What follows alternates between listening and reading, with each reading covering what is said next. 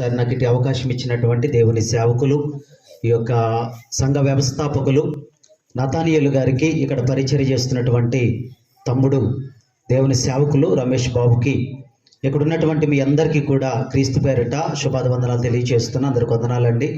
మంచిది. ఈ శ్రేష్టమైన సమయంలో మరి విన్ అవర్ నేటివ్స్ అనేటువంటి ఫౌండర్, ఆ APPF Andhra Pradesh pastors fellowship general secretary గారు మరి జీవన్ కుమార్ గారు ఇక్కడికి రావాలి, కానీ మార్గం మధ్యలో ఉన్నారు. ఈలోపు కొద్ది నిమిషాలు దేవుని మాటల్ని మనం జ్ఞాపకం చేసుకుందాం. వినడానికి ఆసక్తి కలిగిన వారు ఒకసారి రెండు చేతులు పైకెత్తి దేవునికి మహిమ కలుగునట్లుగా, దేవునికి మహిమ కలుగునుగాక.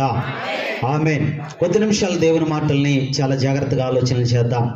బైబిల్ గ్రంథంలో యేసుక్రీస్తు ప్రభును గూర్చినటువంటి చాలా సంగతులు మనం వింటూ ఉన్నాం. ప్రియమైన దేవుని బిడ్డలారా, చాలాసార్లు క్రిస్మస్ను గూర్చినటువంటి సందేశాలు ప్రతిసారి వింటూనే ఉన్నాం. ప్రతిసారి ఆయన ఎక్కడ పుట్టాడు, ఎవరి గర్భాన పుట్టాడు, ఎవరు ఆయన యొక్క పేరెంట్స్ ఎవరు, ఎందుకోసం పుట్టాడు అనేటువంటి సంగతులన్నింటినీ కూడా సేవకులు ఎప్పటి నుండో బోధిస్తూనే ఉన్నారు, ఎప్పటి నుండో ప్రకటిస్తూనే ఉన్నారు. అయితే యేసుక్రీస్తు ప్రభుల వారు ఈ భూమి మీదకి రావడానికి చాలా రీజన్స్ ఉన్నాయి, అంటే చాలా కారణాలు. ఒక కారణం చేత ఆయన ఈ భూమి మీదకి రాలేదు. ఒక కారణం చేత వచ్చుంటే కనుక 33.5 సంవత్సరాలు జీవించవలసిన అవసరం లేదు. ఒకే పని చేయడానికి ఒక వ్యక్తి పూనుకునుంటే కనుక ఆ పని నిర్ణయింపబడినటువంటి టైంలో ముగింపబడి అయిపోతుంది. ఆయన పని ముగించబడిన తర్వాత ఆయన వెళ్ళిపోతాడు. అయితే యేసుక్రీస్తు ప్రభువారు ఆయన వచ్చినటువంటి పని ఏదైతే ఉందో, ఆయన వచ్చిన ఉద్దేశం ఏదైతే ఉందో, ఆయన వచ్చి ఎలాగైతే ఈ భూమి మీద ఆయన చేయవలసిన పని నెరవేర్పు జరగవలసి ఉందో దాని గూర్చినటువంటి విషయాలు చాలా బైబిల్ గ్రంథంలో రాయబడ్డాయి. ఈ భూమి మీద ప్రతి మనిషి కూడా మనందరికీ తెలుసు పాపము చేత పట్టబడ్డాడు. దేని చేత? పాపము చేత పట్టబడ్డాడు. పాపము చేత పట్టబడినటువంటి మనిషిని రక్షించడానికి ఒక పాపికి అధికారము లేదు. పాపములో బ్రతికేవాడిని మరొక పాపి మార్గం చూపించి నడవడానికి అవకాశం లేనే లేదు. అందుకే బైబిల్ గ్రంథంలో ఒక చక్కటి మాట, లూకాసు వార్త, బైబిల్ గ్రంథం తెరిస్తే లూకాసు వార్త 6వ అధ్యాయము, లూకాసు వార్త 6వ అధ్యాయము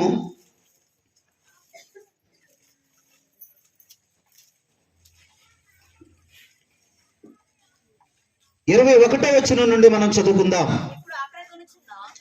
21వ వచనం నుండి పై నుండి కంటిన్యూ చేయండి. ఆ పేదలైన మీరు ధన్యులు, దేవుని రాజ్యము మీది. ఇప్పుడు ఆకలి కొనుచున్న మీరు ధన్యులు, మీరు తృప్తిపరచబడుదురు. ఇప్పుడు ఏడ్చుచున్న మీరు ధన్యులు, మీరు నవ్వుదురు. మనిషి కుమారుని నిమిత్తము మనుషులు మిమ్మును ద్వేషించి వెలివేసి నిందించి మీ పేరు చెడ్డదని కొట్టివేయినప్పుడు మీరు ధన్యులు. ఆ దినమందు మీరు సంతోషించి గంతులు వేయడి. ఇదిగో మీ ఫలము పరలోకమందు గొప్పదయ్యుండును.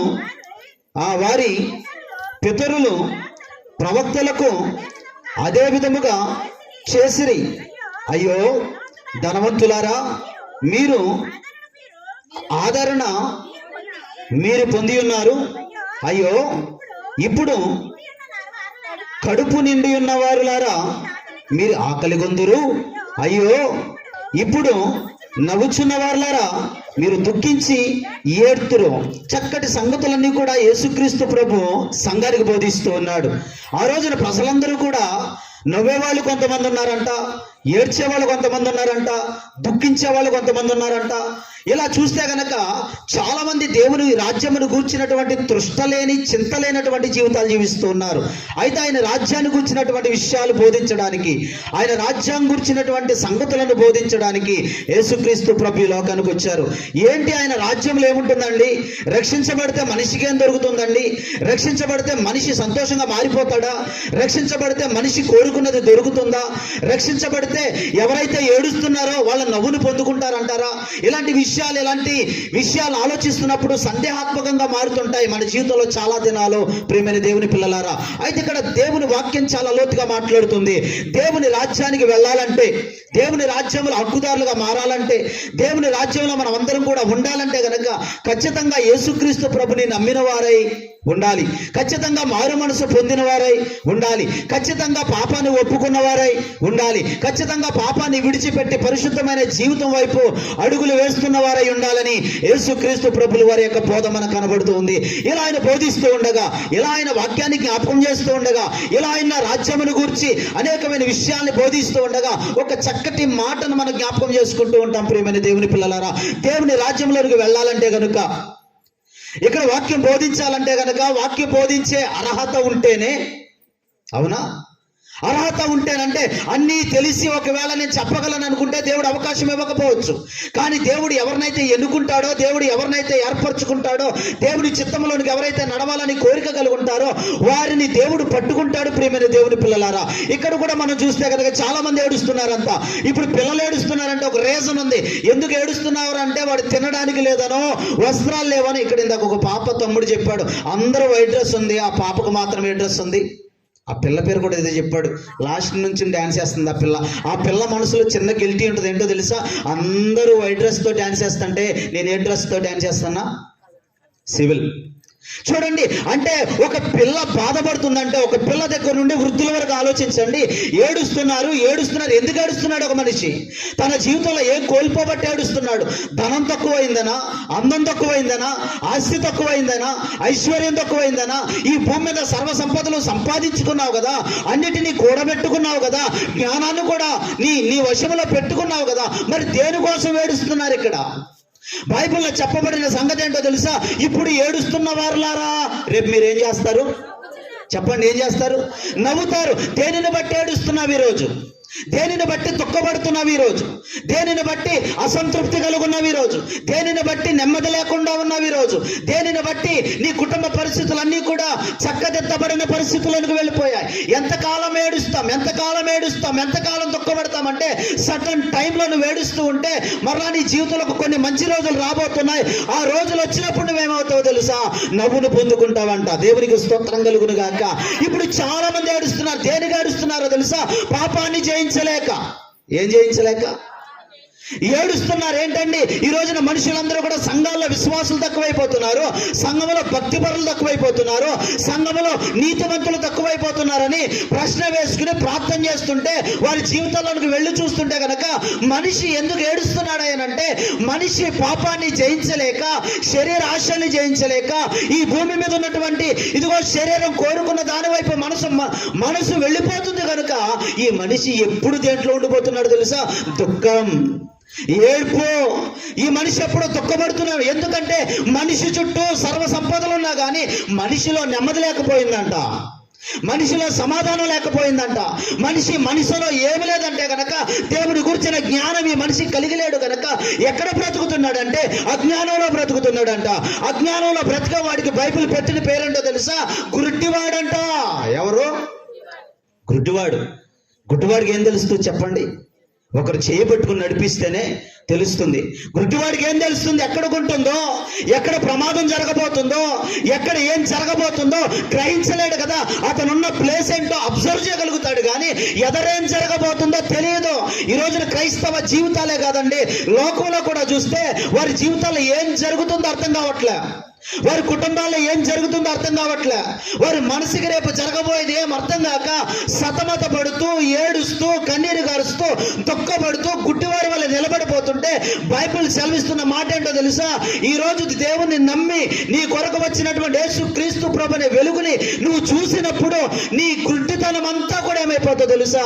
నీకు పట్టినటువంటి దారిద్రత పోతుంది. దేవునికి స్తోత్రం. నీకు పట్టినటువంటి ప్రతి విధమైన శాపము నుండి, ప్రతి విధమైనటువంటి లోకముకు ఉన్నటువంటి ప్రతి విధమైన నిన్ను భంగపరిచే ప్రతిదీ కూడా ఏమైపోతుందో తెలుసా? నిన్ను శుద్ధీకరించేలాగా దేవుడు మారుస్తాడు. దేవుని స్తోత్రం. ఇప్పుడు అంటాడు, అక్కడే మనం చూస్తే కనుక 39వ వచనం, మరియు ఆయన వారితో ఈ ఉపమానం చెప్పెను, గుడ్డివానికి దారి చూపగలడా? వారిద్దరు గుడ్డులో పడుతురు కదా.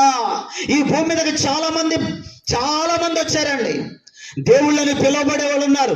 ఏ దేవుణ్ణి కించపరచడానికో, ఏ మతాన్ని కించపరచడానికో, ఏ ధర్మాన్ని కించపరచడానికి ఈ మాట మాట్లాడట్లేదు. కానీ భూమి మీద చాలా మంది దైవాలు ప్రత్యక్షమయ్యారు. భూమి మీద చాలా మంది ఏమండి దేవుళ్ళుగా పిలువబడ్డారు, దేవతలుగా పిలువబడ్డారు. అయితే బైబిల్ గ్రంథంలో చెప్పబడుతున్న మాట ఏంటో తెలుసా? ఈ భూమి మీద ఎంతెంత మంది మనుషులు దేవుళ్ళుగా పిలువబడ్డారు, వాళ్ళందరూ కూడా ఎట్లా ఉన్నారు తెలుసా? ఒక మనిషికి దారి చూపించలేకపోయారు. ఎక్కడికి వెళ్ళడానికి? ఎక్కడి నుండి వచ్చావో అక్కడికి వెళ్ళడానికి బైబిల్ సెలవిస్తుంది. నువ్వు యాత్రికుడిగా వచ్చావు. ఎలా వచ్చావు? నువ్వు ఒక పర్పస్ నిమిత్తం వచ్చావు, ఒక పని నిమిత్తం వచ్చావు. నువ్వు ఒక పని నిమిత్తం వచ్చి ముగించుకుని వెళ్ళాలి. యేసుక్రీస్తు ప్రభు ఇదిగో తండ్రి చిత్తాన్ని నెరవేర్చడానికి ఒక పని మీద వచ్చాడు. ఆ పని ముగించుకుని ఏమయ్యాడు? వెళ్ళిపోయాడు. ఇప్పుడు నీకు 40, 50, 60 ఇక్కడ ఎంతో మంది ఎవరి పిల్లలు ఉన్నారు కదా. నీకు దేవుని పని మీద ఎంతైతే ఆశ ఉంటుందో దేవుడు నేను ఒక పర్పస్ మీద పంపించాడు, ఒక ఉద్దేశం మేరకు పంపించాడు, ఒక చిత్తం మేరకు పంపించాడు. ఈరోజు నీ జీవితాన్ని వృధా చేసుకుంటూ, నాశనం చేసుకుంటూ, నీ జీవితాన్ని లోకంలో గడిపేస్తూ, పెద్దవారం లేదు, చిన్నవారం లేదు, ఇక్కడ నవ్వుకునేవారు ఉంటే ఒక రోజు ఏడ్చే రోజు వస్తుంది, జాగ్రత్త అంటున్నాడు. ఇక్కడ దుఃఖపడే వాళ్ళు ఉంటే క్రీస్తు కొరకు నిందపడతావా? దేవుని భారం మోసే వ్యక్తిగా ఉంటావా? సిలువను మోసే వ్యక్తిగా ఉంటావా? సువార్తను ప్రకటించే వ్యక్తిగా ఉంటావా?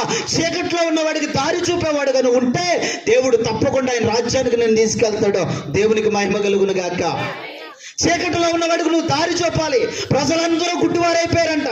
ఒక చీకటి సమయం ఉంటుంది ప్రతి మనిషి జీవితంలో, గుర్తుపెట్టుకోండి. ఆ రోజున ఇశ్రాయేల్ ప్రజల జీవితాల్లోనంట ఇదిగో కొంతకాలము చీకటి జీవితం. మన రోజుల్లో, మన దినాలలో కూడా మనం చూస్తే కొంతకాలం మనుషుల జీవితాలు ఎట్లా ఉన్నాయో తెలుసా? చీకటిగా మార్చబడిపోయాయి. వారి ఆలోచనలు చీకటిగా మార్చబడ్డాయి, వారి ఉద్దేశాలు చీకటిగా మార్చబడ్డాయి. మరి ఎట్లా సరైతాయండి ఈ ఆలోచనలో? ఎట్లా సరైతాయండి లోకభరితమైన ఆలోచనలో? ఎట్లా సరి చేసుకోగలుగుతామంటే దేవుడు సెలవిస్తున్నాడు. ఎవడైతే ఆయన దగ్గరకు వస్తాడో, ఏ వ్యక్తి అయితే తనను తాను తగ్గించుకుని తన దగ్గరకు వస్తాడో, ఏ వ్యక్తి అయితే తనను తాను కాదనుకుని ఉపేక్షించుకుని వస్తాడో, ఆ వ్యక్తిని ఎట్లా మారుస్తాడో తెలుసా? శ్రమలు కొలిములో వేస్తాడంట, ఇబ్బందులు కొలిములో వేస్తాడంట, కష్టాల మధ్య వేస్తాడంట. నిన్ను సానబెట్టి నీవే పని నిమిత్తం వచ్చావో ఆ పని నీకు గుర్తొచ్చేదాకా నిన్ను తిప్పుతూనే ఉంటాడంట. దేవునికి మహిమ కలుగును గాక. ఈరోజు నువ్వు వచ్చిన పని ఏంటో తెలుసా? యేసుక్రీస్తు ప్రభు అంటున్నాడు, నేను తండ్రి చిత్తాన్ని నెరవేర్చడానికి వచ్చా. ఇప్పుడు ఆయన్ని నమ్ముకున్న మనం, అనగా కుమారుని నమ్మి వెంబడిస్తూ విశ్వసిస్తున్నటువంటి మనం ఆయన చిత్తమేంటో గ్రహించే స్థాయికి చేరాలంటే సార్వత్రిక సంఘం ఎలా ఉండాలో తెలుసా? నలుగురిని వెలిగించే సంఘంగా ఉండాలి, నలుగురిని దేవుని దగ్గరికి నడిపించే సంఘంగా ఉండాలి. ఒక వ్యక్తిని చీకటిలో ఉన్నవాడిని వెలుగులో తెచ్చే వ్యక్తిగా ఉండగలిగితే కనుక తప్పకుండా దేవుడు నిన్ను ఉన్నతమైన స్థితిలో నిలబెడతాడు. దేవునికి స్తోత్రం, హల్లెలూయా. ఈ రోజు చూడండి, గుడ్డివారైపోయారు. ఆత్మీయ ఆలోచనలు గుడ్డివైపోయాయి, ఆత్మీయ తలంపులు గుడ్డివైపోయాయి, ఆధ్యాత్మికమైన జీవితం గుడ్డిదైపోయింది. ఎన్నాళ్ళు దేవుడితో నడిచినా గుంటలో పడుతూనే ఉన్నావు, ఎన్నాళ్ళు దేవుడితో వెళ్ళినా గుంటలో పడుతూనే ఉన్నావు. మరి ఎప్పుడు గుంటలో పడకుండా ఉంటావో తెలుసా? నీ కళ్ళు తెరవబడినప్పుడు నువ్వు ఎక్కడ పడవంట? గుంటలో పడం. ఎన్నెన్ని ఎదురు దెబ్బలు తగిలాయి ఇక్కడున్న వాళ్ళకి, ఎన్నెన్ని అవకాశాలు కోల్పోయారు మీ జీవితాల్లో, ఎన్నెన్ని సందర్భాల్లో జరుగుతాయి అనుకున్నవి అసంతృప్తిగా నిలబడిపోయాయి కళ్ళ ముందు. ఎన్నెన్ని సంతోషకరమైన దినాలు వస్తాయి నా జీవితంలో అనుకుని ప్రతి సంవత్సరం అంట ఇదిగో 2024 వస్తే జీవితం మారుతుందేమోలే, 2024 వస్తే స్థితి మారుతుందేమోలే. ఇదిగంటే అంకె మారినంత మాత్రాన జీవితంలో కార్యాలు జరగవు. గుర్తుపెట్టుకోండి.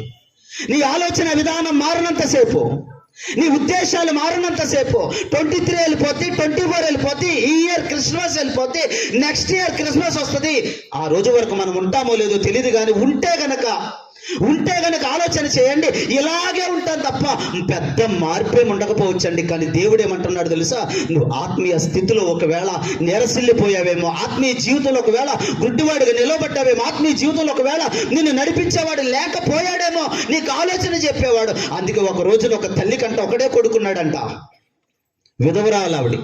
ఆ ఒక్క కొడుకు చచ్చిపోయాడంట. ఆ ఒక్క కొడుకు చచ్చిపోతే ఇదిగో భర్త లేడు. ఒకవైపు చూస్తేనేమో కొడుకు కూడా చచ్చిపోయాడు. బంధువులు వస్తారా, కుటుంబీకులు వస్తారా, ఊరు వారు వస్తారా అని ఎదురు చూసింది. కొడుకుని ఎదురుగుండా పెట్టుకుని రాత్రి చనిపోయాడు, పగలు చనిపోయాడు తెలియదు.